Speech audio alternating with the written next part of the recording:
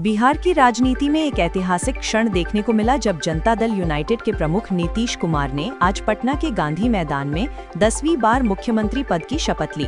ये शपथ ग्रहण समारोह राष्ट्रीय जनतांत्रिक गठबंधन यानी एनडीए की प्रचंड जीत के बाद हुआ, जिसमें भाजपा, जदयू और अन्य सहयोगी दलों ने मिलकर बहुमत हासिल किया। समारोह में प्रधानमंत्री नरेंद्र मोदी, केंद्रीय मंत्री गजेंद्र सिंह शेखावत समेत कई प्रमुख नेता उपस्थित थे। शेखावत ने कहा, बिहार भविष्य में विकसित भारत का ग्रोथ इंजन बनेगा। नई कैबिनेट में 9 नए चेहरे शामिल हैं, जिनमें लोजपा रामविलास के संजय कुमार सिंह भी हैं, जिन्होंने लालू प्रसाद यादव के बेटे तेज प्रताप को महुआ सीट से हराया। विपक्षी दलों ने चुनाव आयोग पर 1.22 लाख वोटों के कथित विवाद को लेकर सवाल उठाए, लेकिन ईसी ने सफाई दी कि ये सामान्य प्रक्रिया है। नीतीश सरकार अब बाढ़ नियंत्रण, शिक्षा सुधार और रोजगार सृजन पर फोकस करेगी। ये सरकार बिहार के लिए स्थिरता का संकेत देती है, लेकिन विपक्ष की आलोचना से राजनीतिक तनाव बरकरार रह सकता है।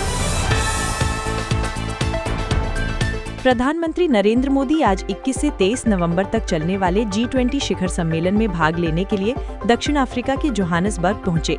ये दक्षिण अफ्रीका का G20 सदस्य बनने के बाद पहला शिखर सम्मेलन है और पीएम मोदी की ये चौथी यात्रा है। सम्मेलन में वैश्विक दक्षिण के मुद्दों, जलवायु परिवर्तन, डिजिटल अर्थव्यवस्था और अफ्रीकी विकास पर चर्चा होगी।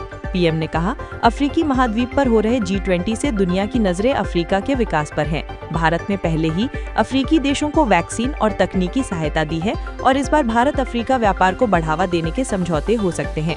ये यात्रा भारत की वैश्विक कूटनीति को मजबूत करेगी, खासकर ब्रिक्स फोरम के तहत। हालांकि वैश्विक आर्थिक मंदी के बीच व्यापारिक चुनौतियां बनी रहेंगी। अमेरिकी सरकार ने भारत को $93 मिलियन यानी लगभग 822 करोड़ रुपए के घातक हथियारों की बिक्री को मंजूरी दे दी है। इसमें जैवलिन एंटी टैंक गाइडेड मिसाइलें शामिल हैं, जो दुश्मन टैंकों को नष्ट करने में सक्षम है। ये सौदा भारत अमेरिका रक्षा साझेदारी को नई ऊंचाई देगा, खासकर चीन की बढ़ती आक्रामकता के बीच। राज्य विभाग ने कहा, ये भारत की सुरक्षा को मजबूत करेगा। भारत को पहले भी अमेरिका से S-400 सिस्टम के अलावा कई हथियार मिले हैं, लेकिन ये सौदा क्वाड गठबंधन को और सशक्त बनाएगा। विशेषज्ञों का मानना है कि इससे भारतीय सेना की सीमा सुरक्षा बढ़ेगी, लेकिन बजट आवंटन पर बहस छिड़ सकती है। दिल्ली के लाल किले के बाहर 10 नवंबर को हुए कार विस्फोट के मामले में राष्ट्रीय जांच एजेंसी यानी NIA ने बड़ी कार्रवाई की। स्पेशल कोर्ट ने पुलवामा के डॉक्टर मुजम्मिल, डॉक्टर शाहीन सईद, मौलवी मुफ्ती इरफान अहमद और आदिल अहमद को 10 दिन की कस्टडी दी।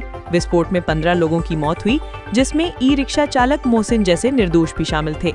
NIA का दावा है कि आरोपी अंतर्राष्ट्रीय आतंकी नेटवर्क से जुड़े हैं और IED लाल किले के पास सुनहरी मस्जिद के निकट तैयार किया गया। परिवारों ने आरोपी इरफान के मास्टरमाइंड होने से इनकार किया, लेकिन जांच में 8 की कस्टडी ली गई।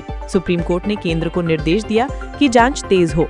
ये घटना दिल्ली की सुरक्षा पर सवाल उठाती है और NIA अब 2800 से अधिक पीड़ितों की पहचान कर रही है। राष्ट्रीय राजधानी दिल्ली NCR में वायु गुणवत्ता सूचकांक यानी AQI 400 से 450 के बीच पहुंच गया, जिससे गंभीर श्रेणी में आ गया। सुप्रीम कोर्ट ने आयोग फॉर एयर क्वालिटी मैनेजमेंट को निर्देश दिया कि नवंबर-दिसंबर में खुले मैदान पर होने वाले स्कूल स्पोर्ट्स इवेंट्स को सुरक्षित महीनों में स्थगित किया जाए। कोर्ट ने कहा, बच्चों की सेहत सबसे ऊपर है।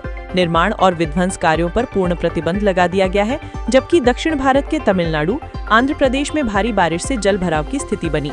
विशेषज्ञों का कहना है कि पराली जलाना और वाहनों का धुआं मुख्य कारण है। सरकार ने क्लाउड सीडिंग पर विचार किया, लेकिन कांग्रेस ने दिल्ली सरकार पर निशाना साधा। ये संकट स्वास्थ्य आपातकाल पैदा कर रहा है।